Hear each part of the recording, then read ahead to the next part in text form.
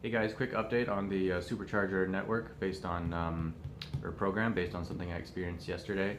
So we drove to Chicago because Lacey was flying out of Chicago yesterday, and in the afternoon we went to IKEA while we were out there, and there's a Supercharger across the street at a different store, so I plugged the Tesla in there, and then we were in IKEA for a while.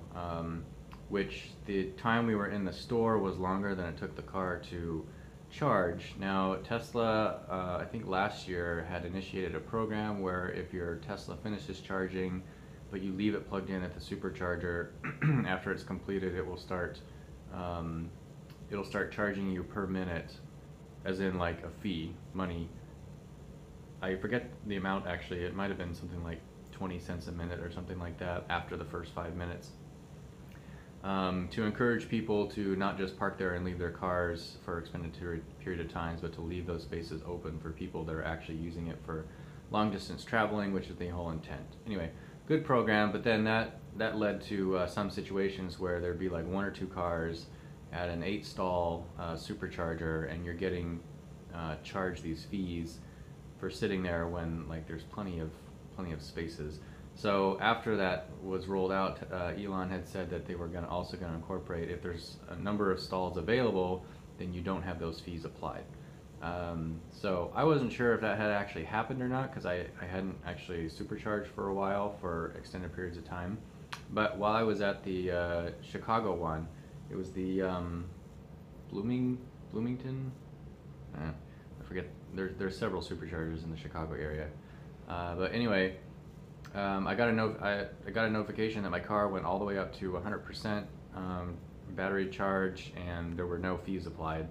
So I can confirm that you don't always get charged if you leave your car plugged in afterwards.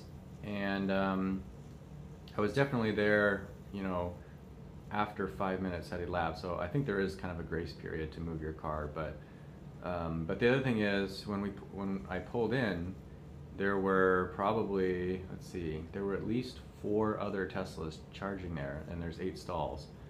Yeah, because it had told me that there were 4 available when I was getting there. But then, by the time I was done and I went back there, I was actually the only vehicle charging. So, I don't know, it's just cool that it actually works. So I was a little worried. I wasn't sure if they had implicated that, like if maybe I was going to get charged a little bit, which doesn't matter. It would have been pretty small because we were gonna leave anyway. But yeah, so there's the update. So the system takes into account the number of stalls that are available and whether it applies a fee or not.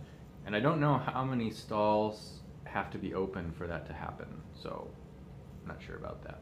But anyway, there you go. Thanks for watching. I'll see you in the next video.